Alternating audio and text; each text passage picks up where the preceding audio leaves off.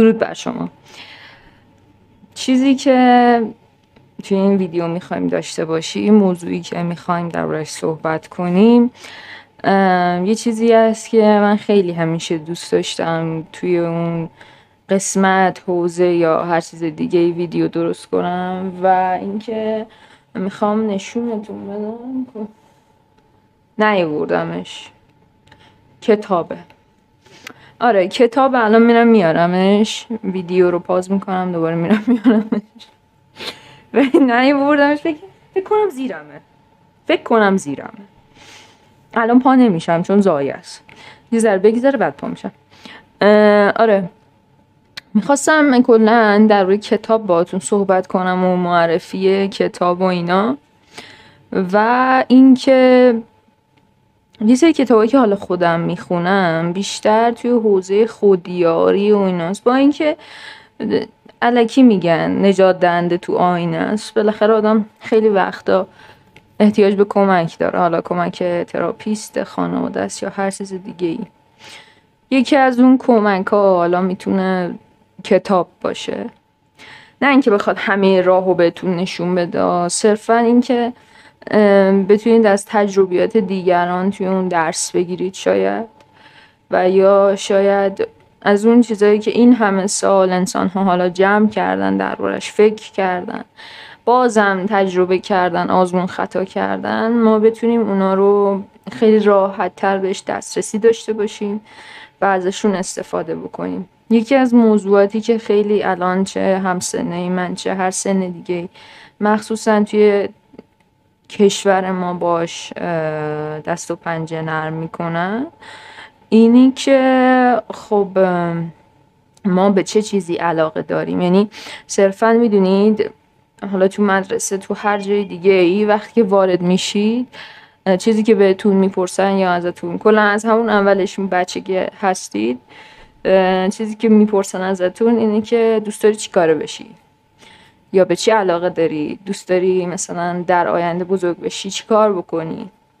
همه این سوالا رو میپرسن و شما حالا بچه هستید یه سری آرزوهای خیلی بزرگ شاید بگید، مثلا چه میدونم خلبان بشم یا هر چیزی دیگه ای که میتونه الان شاید وقتی بزرگ بشید اینطوری باشه که خیلی آرزوی گنده‌ای بود و شاید اونقدر اکلیلی نباشه دیگه دنیا جوری که توی بچگی بود. ولی چیزی که وجود داره اینی که از همون اول این سوالا رو از ما میپرسن و خب ما اولش که جوابای خیلی امیدوارانه بهش میدیم وقتی که بچه ایم، و وقتی که بزرگتر میشیم دیگه خودمون داریم این سوالا از خودمون میپرسیم که واقعا من به چی علاقه دارم، چون دیگه خودت هم نمیدونی، مخصوصا سنایی مثل سن نوجوانی، حتی جوونی خیلی بیشتر، چون بیشتر وارد اون جامعه شدی، بیشتر متوجه شدی که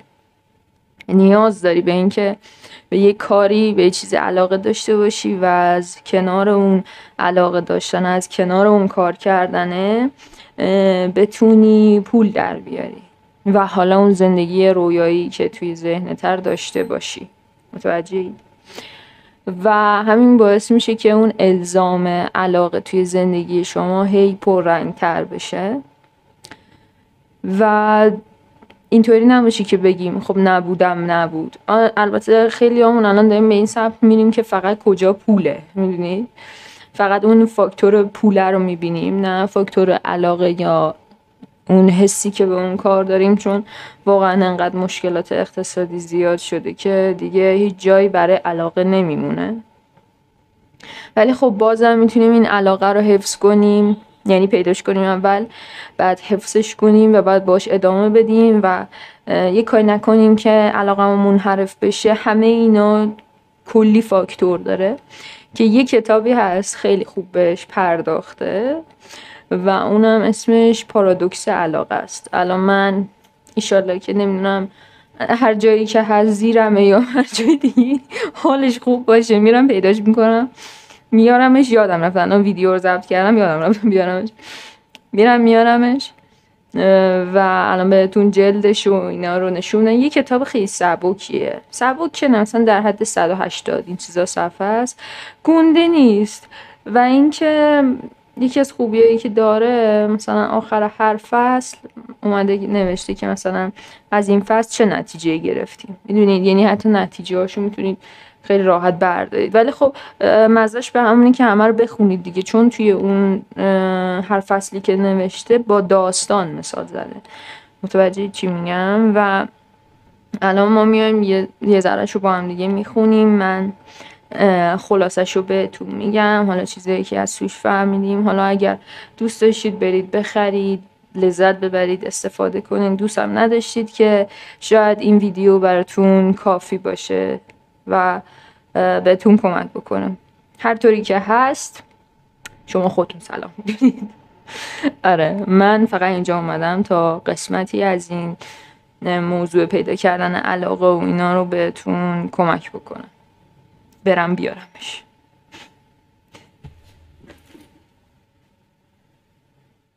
خب بچه ها، براتون آوردمش و جلد کتاب این ور جلدش، یعنی پشت جلدش، و قشنگ اسمش رو انجا نوشته پارادوکس علاقه. حالا نمیدونم گرفت یا نگرفت، ایشالله که گرفته باشه. خب من پشتشو براتون میخونم، من چون همیشه کتابی که حالا میخوام انتخاب کنم پشتشو میخونم و براتون میخونمش تا بریم داخلشو ببینیم چی نوشتن و داخلشو ببینیم چی نوشتن. اینا نوشته چطور میتوانیم هم علاقه هایمان را حفظ کنیم و هم سالم و سازنده زندگی کنیم. شاید شما بدانید چه رابطه‌ای با علاقه هایتان دارید. شاید دوست دارید راه خودتان را در زندگی دنبال کنید ولی گرفتار تردیدها و ترسها هستید. شاید هم در این فکرید که دار و ندارتان را خرج یک ایده کنید. مثلا شرکتی راه بیاندازید یا ورزشی را به صورت حرفه‌ای دنبال کنید. شاید همین حالا هم یکی از علاقه هایتان را دنبال می کنید ولی بعد از مدتی حس می کنید خسته شده اید یا از دوستان یا خانواده غافل شدید. شاید فهمیده اید که خوشی های زندگی در جای دیگری است. شاید پیشتر در آغاز راهتان علاقه ای داشتید که حالا کم رنگ شده. این کتاب به شما کمک می کند راهتان را زودتر دنبال کنید. یاد می گیرید چگونه ارتباطتان را با علاقه هایتان مدیریت کنید و آن علاقه را پرورش بدهید که به جای اینکه مایه فرسایش شما شود روشنتان کند. این پشت کتاب. یه خلاصه کلی هم گفت دیگه، ولی خب ما میریم بعد از انتشارات نشرمونه اینا بگم، خواستید برید ببینید. من کتابای خودیاری این نشرمون رو خیلی دوست دارم، واقعا هم خوب نوشتنش. خب بچه نگاه کنید، کتاب 8 تا فصل داره. خب و فصل اول نوشته، فصل به فصل میگیم، ولی خب 8 تاشو نمیگیم دیگه، بالاخره همشو اسپویل نکنیم. تا یه جایی بهتون میگم، بقیهش ایشالله خودتون حتما برید بخونیدش. ولی خب تا همون جایی هم که میگم خیلی چیزا سر نخواب دستتون میاد. ولی خب فصل 1، باید با حواس جمع از علاقه مراقبت کرد. خب شما یه چیزی که اولش هم من بهتون گفتم، یعنی اول باید علاقه رو پیدا کنید، بعد علاقه رو حفظ کنید. یعنی یه سری وقتا ما علاقه رو پیدا میکنیم، میشه یه انگیزه. خب مثلا میگیم وای من چقدر به فلان چیز علاقه دارم، میشه یه انگیزه، ولی انگیزه زود تموم میشه، میدونی، و انگار علاقه رفت کنار. این زیاد درست نیست. خب پس چیزی که فصلی که اول بهش اختصاص داده اینی که باید با حواس جمع از علاقه مراقبت کرد. خب من توی چند تا برگه برای خودم نوشتم چیزای مهمشو که بهتون بگم، چون اونجوری بخوام ورق بزنم خب 180 صفحه کتابه، اینجوری کمک میکنه. از روی کتابم نوشتم و اون داستانایی که حالا توش و اینا رو بهتون میگم، چیزی که خودم فهمیدم و حالا چیزی که هست و حتما میگم. خب علاقه ها و اهداف ما میتوانند باعث مشکلاتی هم شوند. اگر ما حواس خود را به آنها جمع نکنیم. یعنی صرفا اینطور نیست که فکر کنید شما علاقه رو به دست میارید و زندگی تو گل و بلبل و وای دیگه من از صبح پا میشم فقط چه میدونم ورزش میکنم و یه زندگی سالم و چرا؟ چون فقط علاقه هم پیدا کردم. نه، خیلی وقتا اصلا این علاقه شما باعث میشه که زندگیتون به هم بخوره. حالا چطوری؟ باعث مشکلاتی همیشه. چطوری؟ 4 تا چیز گفته. 1. اسیر نتایج بیرونی و تایید دیگران میشوید. یعنی علاقه شما خب صرفاً هر چقدر که ادامه پیدا میکنه و مثلا اولش تا یه جای رفتید براتون دست میزنن، همه خانواده‌تون بهتون میگه وای من به تو خیلی افتخار میکنم فلان و اون انتظار میتراشه دیگه که شما همیشه باید فوق‌العاده باشید و همین توی ذهنتون اینطوری میشه که خب یعنی اگه من مثلا موفق نشم، علاقم مثلا چیز باشه، چی میشه؟ ADHD. وقتی که من موفق نشم ADHD نمیشه. من یه ذره توهم زدم، اونجا یه چیزیه. وقتی که من هر چقدر پیش برم هی بر من دست بزنن، من یه چیزی توم ترغیب میشه که من تنها زمانی ارزش دارم که بقیه ازم اون چیزا رو داشته باشن، اون حمایت رو داشته باشن، اون دستو برای من بزنن که بدونن من فوق العاده‌ام. میدونی؟ یا نتایج بیرونی. اینقدر ارزش خودتون رو وابسته به چیزایی که به دست میارید کردید که دیگه اصلا وقتی که یه جا شکست میخورید هیچ ارزشی بر خودتون قائل نیستید. فکر کنید یه تیکه آشغالی. متوجه چی میگم؟ ببخشید حالا گفتم آشغال، ولی خب همون حس بهتون دست میده. یکی از عواملش همینه که بعضی وقتا علاقه ها باعث این مشکلات هم میشن. شما انقدر توشون غرق میشی که فقط میخوای اون نتایج رو به دست بیاری، اون تایید رو به دست بیاری، نه چیز دیگه، نه چیز بیشتری، نه اینکه خودتو دوست داشته باشی. دومین چیز، چشم خود را به روی هر چیزی جز علاقه خود ببندید. مثلا من یه علاقه دارم، خب درسته ها میگن که هیچ چیز جلو راهتون نباشه و فلان و اون، ولی صرفا نیازی نیست که شما مثلا پدر من، خب مثال میزنم، یا پدر شما به یه کارش علاقه‌منده، خب و این علاقهش از یه جهت باعث میشه که خب پول در بیاره، پول زیاد، رفاه زیاد و فلان و اون، ولی از یه جا بعد دیگه خانواده‌اش یادش میبره. متوجه چی میگم؟ یعنی دیگه انقدر بعضی وقتا درگیر اون کار میشه، اون پول میشه، یا اصلا اون علاقه، اون نتایجی که به دست میاره میشه، دیگه اصلا یادش میره که من یه بچه‌ای دارم، من باید پدری کنم، من باید همسر باشم. اینا رو یادش میره. صرفا فکر میکنه که باید اون علاقه رو پیش ببره. یعنی برای خیلی از ما شاید اتفاق افتاده باشه. دیدید خیلی از جای اینستاگرامم میگن که برید دوستاتون رو بذارید کنار، فلان کنید، برید غیب بشید. نه بابا، دیگه مگه میشه آدم همه چی رو بذاره کنار، تفریح رو بذاره کنار، با دوستات نرو بیو، فقط رو علاقه تمرکز کن؟ اینا مزخرفه. شما باید همه چی رو توی یه حد تعادل نگه دارید و همون علاقه باعث نشه که شما منحرف بشید. نه، همه انحراف دیگه، انحراف علاقه است، چون شما دارید بخشی از زندگیتون رو که ارزشمندترین چیزه از دست میدید. سومین موردی که وجود داره اینی که فرسوده میشید. فرسودگی بازم از همین که چشم خودتون رو به روی هر چیزی جز علاقتون ببندید میاد. یعنی شما اگر انیمیشن سول رو دیده باشید، انیمیشن سول یه جایی هست که میگن اونجا حالت معلق میشه آدم و به اون پروسه جریان میره. پروسه جریان چیه؟ جریان یک چیزی هست که وقتی شما دارید یک کاری رو انجام میدید، وقتی توش عمیق میشید، خب بیشترین بازدهی رو اونجا دارید، ولی وقتی که اون عمقه باعث میشه که شما غرق بشید، اونجا دیگه کار خراب شده، چون باعث فرسودگی شما میشه. دقت کرده باشید کسایی که اونجا بودن یه حالت غول مانند داشتن که دورشون رو سیاهی گرفته بود و اینا. حتی یه جا یه نفرشون رو نجات دادن و وقتی که طرف به روح یعنی به جسم خودش برگشت، اولین چیزی که گفت این بود که من دارم با زندگیم چیکار میکنم.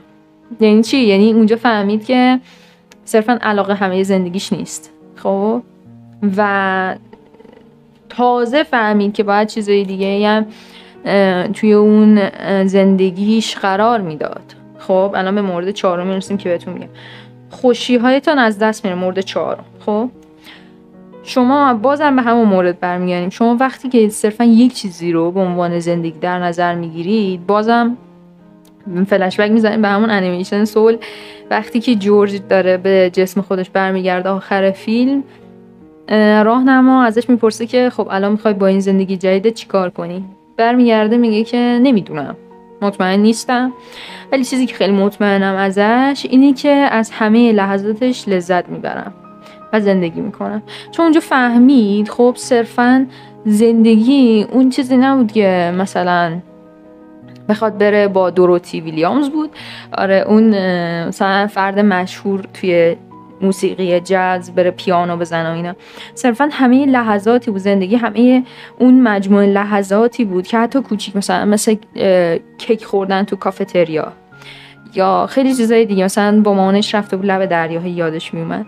تمام این چیزایی بوده که یا حتی تماشا کردن قطار، همه این چیزا کنار هم دیگه زندگی رو تشکیل میداده. صرفا رسیدن اون هدف بزرگ نبوده. و همینه، اگر شما تمرکز کنید و غرق بشید، هم فرسوده میشید، هم خانواده‌تون یادتون میره، هم اسیر نتایج بیرونی میشید و هم بدتر از همه این که خوشیاتون از دست میره. ببینید بعد به ما میگن که همه چیز علاقه است. همه چیز اونی که علاقتون رو پیدا کنید، نه صرفا. فصل بعدی درباره ریشه علاقه هاست. یعنی علاقه ما از کجا پیداش میشه؟ توی این فصل 2 منشأ به ما گفته. اولیش منشأ جسمیه. منشأ جسمی بخوام براتون بگم اینطوری شروع میکنم. دیدید میرید شهر بازی و من خودم آدم شهر بازی نیستم و اصلا هیجان پرسن نیستم، اصلا هیجان دوست ندارم، ولی وقتی که هیجان تجربه میکنی، هر کسی، خب چه من چه هر کسی دیگه، مثلا یه بار رفته بودیم شهر بازی، من این کشتیگر سوار شدم، اصلا دوست نداشتم سوار بشم ولی سوار شدم. وقتی پیاده شدم اینطور نبودم که نه دیگه من سوار نمیشم، اینطور بودم که دوباره میدونی چرا دوباره رو میگم؟ چون که وقتی که تو هیجان تجربه میکنی در اصل دوپامین ترشح شده توی مغزت و اون دوپامین باعث میشه که تو بیشتر بخوای، نه اینکه راضی بشی. چیزی هم که توی منشأ جسمی میگه کتاب اینه که وقتی علاقه زیادی رو به یه چیزی پیدا میکنیم، مغز ما دوپامین ترشح میکنه و باعث ایجاد شور و اشتیاق میشه، از بابت اینکه اگر فلان کارو بکنم خیلی عالی میشه و بهتون وعده یه جایزه خوب میده و ولی در اصل احساس انگیزه و تلاش رو بالا میبره، نه رضایت. یعنی فقط شما بیشتر میخوای، نه اینکه راضی بشی به اون چیزی که به دست میاری. اگه من دوباره میرفتم یه وسیله دیگه سوار میشدم، باز بیشتر میخواستم. دوپامین باعث نمیشد که بگم بسه، دوپامین باعث میشد که من بگم وسیله بعدی رو میخوام. مثل کتاب خریدن میمونه، خیلی همون دچار هستیم، یعنی میریم کتاب میخریم هی تموم نمیشه. مثل این چیزای دیگه. یا هر چقدر ماشین میخری، بهترین ماشینم داشته باشی، دوباره یه ماشین بهتر به اونو میخوام. باعث نمیشه شما دست بکشی، فقط باعث میشه که اون انگیزه شما تمدید بشه، دوپامین. خب حالا کسایی که ADHD دارن، کتاب و نویسنده ها، چون 2 نفر نوشتنش، میگن که افرادی که ADHD دارن حساسیتی کمتری نسبت به دوپامین دارن. چه صدایی بود من در آوردم بودن. اینجاشو پاک میکنم، شاید هم پاک نکنم. آره، درباره افرادی که ADHD دارن هم توی کتاب نوشته. یعنی چی؟ یعنی توی افرادی که ADHD دارن، توی مغزشون یه چیزی که وجود داره اینی که اونا دوپامین رو بهش حساسیت کمتری دارن. یعنی اگه دوپامین تو مغزشون ترشح میشه، وقتی که ترشح میشه اون دوپامین، اون حساسیت کمتره، دیرتر میگیرتشون و این حرفا. ولی و این میدونی و این باعث میشه که افرادی که ADHD دارن نیاز به دوپامین بیشتری داشته باشن تا اون احساس کافی بودن رو بگیرن. با اینکه هیچ وقت نمیگیرن، ولی چون حساسیتشون کمتره، فعالیت هایی که باعث میشه دوپامینشون بیشتر ترشح بشه رو بیشتر انجام میدن نسبت به یه فرد عادی که ADHD نداره. بعد منشأ بعدی و دومی منشأ روانیه. ما منشأ جسمی گفتیم که دوپامین بود. منشأ روانی میگه وقتی است که علاقه از آسیب‌های ما ایجاد میشن. گاهی علاقه‌های ما برای پناه بردن و فرار از نقص‌هایی است که داریم. خیلی وقتا هم افراد موفق کسایی هستن که نقاط آسیب خورده را به نقاط قوت تبدیل کردن. یعنی چی؟ یعنی دقت کنید توی این سخنرانی‌های انگیزشی یا همین مصاحبه‌هایی که با افراد مشهور هست، اولین چیزی که همشون میگن که من کارگری کردم.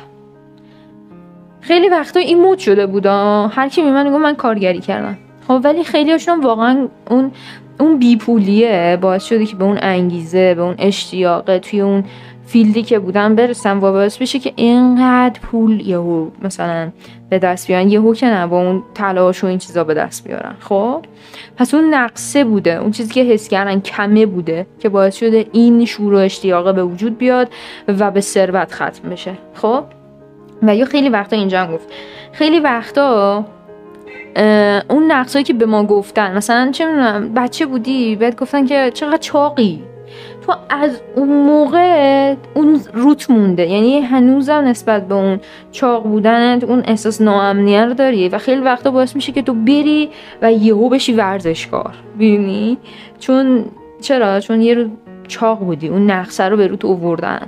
خب و همه اینا میشه منشأ روانی علاقه که از اون نقص ها و آسیب هایی هست که ما از ابتدا حس کردیم و به اون حالا گفتن یا خودمون دیدیم و خیلی وقتا این باعث میشه که ما به سمت یه چیزی خیلی علاقه‌مند بشیم و بخوایم توش اون پیشرفته رو داشته باشیم. فصل بعدی چی میگه؟ راه های کشف علاقه است. اول فصل نویسنده ها میان به این اشاره میکنن که تاریخ عشق از کجا بوده. خب میگن اول وقتی که میخواستن ازدواج کنن افراد، چیزی که در نظر داشتن این بود که شرایط مالی و شرایط خانوادگیشون بهتر بشه. یعنی صرفا برای بهبود اون شرایط، برای این چیزا بوده که مثلا میومدن وصلت میکردن دیگه. اون عشق زیاد مطرح نبوده، صرفا به خاطر اون منافع بوده. خب ولی بعد یه عصر به اسم عصر رمانتیسم، آره توی قرن 19 من رمانتیسم میخوندمش وقتی داشتم کتاب میخوندم، ولی رمانتیسم بوده. توی قرن 19 اومده که میگفته عشق و علاقه چیه؟ عشق و علاقه برتری داره نسبت به عقل و این باعث چی شده؟ باعث تقدیرگرایی در عشق شده. چیزی که خیلی آمون شاید هنوزم که هنوزه بهش باور داشته باشیم، این که یه نفر هست و اون بهترین عشق روی زمین، نیمه گم شده، بهش میگن نیمه گم شده، من باید برم پیداش کنم، اون فوق‌العاده است، من تمام چیزشو دوست دارم، عاشقشم فلان، و فقط وقتی اونو داشته باشم من خوشبختم. هر انتخاب دیگه به غیر از اون مزخرف محضه. این میشه تقدیرگرایی توی عشق، کمالگرایی توی عشق. خب حالا این میتونه توی آدما باشه که اون موقع بوده، چه میتونه توی علاقه باشه. یعنی ما خیلی وقتا یه کاری رو شروع نمی‌کنیم مگر اینکه مطمئن میشیم من عاشقشم یا این دیگه فوق‌العاده است. خب و نویسنده‌ام داره همینو میگه این باعث کمالگرایی در علاقه و کارهامون میشه. مردم فکر میکنن تا کاری رو از ابتدا عاشقش نباشن نباید شروع کنن، اما نویسنده چی میگه؟ میاد 4 تا راه حل میده و اینکه از این موضوع خلاص بشیم. چیه؟ اولیش میگه که آدم باید هر چیزی که بهش حتی یه ذره جذب میشه رو امتحان کنه و بعد با ذهن باز اهداف خودش رو پیدا و دنبال بکنه. یعنی اینطوری نیست که صرفا شما منتظر یه چیزی باشید که بیاد زندگیتون رو بوم بتره کنه و شما پر انگیزه بشید و فلان. این موضوع رو دنبالش نباشید، شاید اصلا پیداش نکنید. حتی چیزای کوچیکی که باعث میشه که شما بگید که وای این چقدر جالبه، می‌بینی یه ذره برید امتحانش کنید. خیلی وقت حالا نمیدونم شنیدید یا نه، بعضی از افرادی که موفق میشن میگن که یکی از نزدیکای ما این کارو انجام میداد، من یهو فهمیدم که چقدر جالبه، رفتم امتحانش کردم، بهش فرصت دادم به اون کار که خودش رو به من ثابت کنه و شاید دیدم که اون همونیه که باعث میشه که من پیشرفت بشم و دوستش دارم. می‌بینید بهش فرصت امتحان داده که اون خودشو نشون بده، اون کار خودشو نشون بده. خب دومین گزینه چیه؟ میگه گزینه‌های موجود و جالب رو به آرزوهای بی‌نقص ترجیح دهید. میگن فلان این نقد و ول کردن نسیه چسبیده، چیزایی که موجوده و بازم میگم جالبه، شغل افرادی که کنارتونن برید امتحان کنید، پیدا میشه. حداقل وای نمیستید که مثلا یه چیز بی‌نقص به وجود بیاد که تو بری دنبالش کنی و دیگه تموم من با اون میلیاردر میشم، سگ مثلا چه میدونم بیل گیتس سگم و اینا. نه نمیشه. گزینه‌های موجود وقتی که امتحانشون کنید شاید احتمال خیلی زیاد به شما اون حس علاقه رو بدن و بتونید توشون موفق بشید. سومی، به خاطر تعریفی که از شخصیت خودتان دارید یا ازتون کردن انتخاباتون رو برای امتحان کردن محدود نکنید. این یکی از معضلاتیه که الان ما خیلی بهش درگیریم. مثلا میگن تیپ شخصیتی مثلا من INFJ‌ام، تو تیپ شخصیتی نمیشه پیامبرای خوبی هن. من وایسم تا مثلا جبرئیل بود کی بود میومد میگفت تو پیامبری، جبرئیل بیاد پایین میگه وای عزیزم پیامبر شدی، مبارکت باشه، برو دیگه کارتو شروع کن، ساعت کاری در فلان. من که نمیتونم پیامبر بشم. متوجه؟ فقط داره میگه من توی اون موضوع میتونم خوب عمل کنم، نه اینکه بودو برو فقط همون بشو یا هر چیزی. به این معنی نیست که من نمیتونم دکتر بشم. چرا؟ میرم امتحانش میکنم. میدونی شاید دکتر شدن گزینه‌ای باشه که نزدیک من باشه. الان مثلا من نرم افزار میخونم، من مثلا برنامه‌نویسی کار میکنم، من تولید محتوا کار میکنم. از این مثلا باعث شده که من اون بچه پیغمبری از بین بره یا نتونم توشون کاری بکنم. حتی شده اون پیشرفت‌های کوچیکم داشتم، من ازش لذت میبرم. چه فرقی میکنه؟ مثلا به من میگن تو آشپزی بلد نیستی، خودم ازش لذت میبرم، خودم دوستش دارم، یادش هم میگیرم. بالاخره یه جا تو زندگی نیازه، یاد میگیرم غذاهای بهتر بپزم. متوجهی؟ باعث میشه که تعریف بقیه بخواید منو بعضی وقتا هم توصیه هم میکنن مثلا یکی میاد به شما توصیه میکنه که فلان چیز بر تو خوبه، یه امتحانش بکن. مثلا همونه دیگه، اون پیشنهاد رو قبول میکنی، میری امتحانش میکنی و ببینی شاید واقعا خوبه. ولی بعضی وقتا هم یه سری تستا داره به شما کمک میکنه. به این معنی نیست که حتما اون بده توی شما، حتما اون خوبه توی شما. نه. 4، اگر کاری جالب اومد یهو ول نکنید همه زندگیتونو برید سمت اون کار. خب کم کم امتحان کنید و به موازات ادامه بدید. یه چیزی بخوام بهتون بگم، توی اینستا برید ببینید، میگن که یه سری از این پیج‌های انگیزشی میگن که فهمیدی به یه چیز علاقه داری همه چیزو ول کن، برو سمت اون، برو فلان بکن، شغلتو ول کن، اصلا چه میدونم گور پدر همه. این نیست. خب یعنی اینگه توی کتاب میگه حتی یک سری ها هستن مثلا میخواسته بیزینسمن بشه ولی قبلش مشاور مثلا مدرسه بود، اصلا الان یه بیزینسمن مشاور مدرسه است. یا یه مشاور مدرسه است که بیزینسمنه، اونو نگه داشته اون چیزی که قبلی که داشته. و وقتی که شما یه چیزو ول میکنی یهو میری، خب هزینه‌ای که الان داری، زندگی که الان داری، خب با اون کار قبلیه میچرخیده. الان که شما از صفر میخوای چیزی رو شروع کنی، خب احمقانه است دیگه. بابا سرجدد. نویسنده میگه که شما بیا به موازات این کارو بکن. مثلا اول 10% بذار رو علاقت، 90% کار فعلی تو انجام بده. هی از این درصد بیار اینور، ولی بازم اینو ول نکن. یعنی بازم مثلا اگه مشاوری 10% مشاوره آخر داشته باش، با اینکه توی اون کارت خیلی هم موفق شده باشی.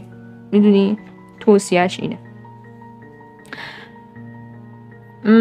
اینو من خیلی دوست دارم این قسمتو. میگه که علاقه باید چند مورد رو تأمین کنه. تا برای یکی جذاب باشه. یعنی علاقه شما باید این 3 مورد رو داشته باشه. خیلی قشنگه، گوش کنید واقعا به کارتون میاد اینجا. 3 مورد کوتاه. 1 مهارته. یعنی چی؟ یعنی توانایی کنترل نتیجه نهایی کارها و به دست آوردن پیشرفت به مرور زمان. یعنی شما از اون ابتدا خب حس میکنید که اون کاری که دارید انجام میدید یا اصلا اون چیزی که دارید انجام میدید، حتی اون بیسشو شما میتونید انجام بدید و میبینید که میتونید توش پیشرفت داشته باشید. خب میتونید از همین ابتدا که هست کارا رو جمع کنید و به مرور زمان این جمع کردن، این کار کردن باعث پیشرفت شما بشه. اون توانایی درون خودتون ببینید که میشه مهارت. خب مورد اول. مورد دوم چی میشه؟ استقلال یا اصالت. من بهش میگم اصالت بیشتر چون به اصالت نزدیک‌تره. هماهنگی هدف با درونی ترین خودمان، یعنی با اعتقادات و ارزش‌های ما یکی باشد و کار ما بخشی از وجود ما رو به نمایش بذاره. خب یعنی چی؟ یعنی با کارتان بتوانید به سوالهای مهم مثل من کیم و تو زندگیم چی کار باید بکنم جواب بدید. یعنی کاری که میکنی، مثلا کاری که من میکنم یه چیزی در واقع خودم میدونم، کاری که من میکنم باید یه چیزی باشه که به مردم خدمت کنه و کمک برسونه. الان کاری که من دارم با تولید محتوا انجام میدم همینه. باعث میشه که اون وجه شخصیت من به عنوان یک کسی که دوست داره کمک بکنه به شما نمایش داده بشه. حالا چه توی کتاب معرفی کردن، چه توی موضوع شخصیت شناسی، چه توی خیلی سوالایی که دیگه که داشتیم در راه صحبت که مثلا ویدیو قبل داشتیم در راه این که وقتی که ما وارد فضای جوانی یا اجتماع میشیم بعد مدرسه چه اتفاقایی میفته، از تجربیات دیگران گفتیم. همه اینا داره منو به نمایش میذاره دیگه که من دوست دارم به مردم کمک کنم. میتونستم چه کنم؟ بشینم گیم بزنم. اونم یه وجه من از منو داره معرفی میکنه. اصالت منو داره نشون میده، باور من داره نشون میده. الان شما با این ویدیو فهمیدید که باور من اینه که حتی بیام بشینم شاید چند تا ویو میخواد بخوره، زیر 100 تا اصلا بخوره. برای زیر 100 نفر با اینکه توی فضای مجازی زیر 100 تا ویو خیلی احمقانه است، ولی برای زیر 100 نفر من دوست دارم که بشینم صحبت کنم و اونا حتی ازش یه ذره استفاده رو داشته باشه. حتی یه نفر بیاد اون استفاده رو بکنه. این باور منو داره نشون میده که من باور دارم که حتی یه نفر میتونم بهش کمک بکنم. فرق نمیکنه، بگو نیم نفر ولی اون باور من داره نشون میده که من دوست دارم کمک بکنم. میدونی؟ و سومی ارتباطه. میگه یعنی ما احساس کنیم جزئی از مجموعه بزرگ هستیم و احساس تعلق کنیم و فکر کنیم که اجتماع ما رو میخواد. حتی خودخواه ترین افراد که میگن نه من فقط پول برام مهمه، اونا هم بازم یه خدماتی ارائه میدن که اجتماع باید خدمات اونا رو بخواد و قبولشون کنه. حتی خودخواه ترینا اینطوری هن که من نیاز به پرستیژ دارم. پرستیژ یعنی چی؟ یعنی که وقتی من میرم جایی منو به عنوان یه شخصیت مستقل که میشه ازش اون ارزشو گرفت ببینن. پس این میشه بازم احساس تعلق. خودخواه ترینا رو گفتم اولا. چه بسا اون افرادی که کلن نیازشون توی احساس تعلق به جامعه است و فکر میکنن که زمانی مفیدن که به جامعه کمک کرده باشن. فرق نمیکنه، دوتاشون دوست دارن که متعلق باشن به اون کره زمین، به اون مردم. متوجهید؟ به همه اینا دوست دارن تعلق داشته باشن. 4 فصل براتون گفتم. امیدوارم که توی این 4 فصل بهترین چیزا رو بردارید و استفاده کنید. تمام مواردی که گفتم واقعا مورد استفاده از کتاب عالیه. و اگر ببینم که حالا حتی زیر 100 نفر استقبال بشه حتما 4 فصل دیگه هم براتون میگم. اگرم خواستید که میتونید برید نسخه فیزیکیشو تهیه کنید و لذت ببرید و اصلا مزهش به همون ورق زدن است. جدی دارم، اون بویی که دیدی کتاب میده مزهش به همونه.